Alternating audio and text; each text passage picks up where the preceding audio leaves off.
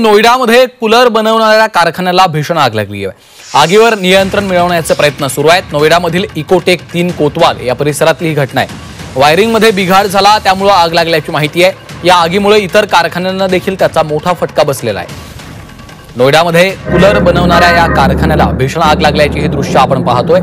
या आगीवर आता नियंत्रण मिळवण्याचे प्रयत्न सुरू आहेत। नोएडामधील इकोटेक 3 कोतवाल या परिसरातली ही घटना आहे। वायरिंगमध्ये बिघाड झाला होता त्यामुळे ही आग लागल्याची माहिती समोर येते आहे। आता आगीमुळे इतर कारखान्यांना देखील मोठा फटका बसलेला आहे।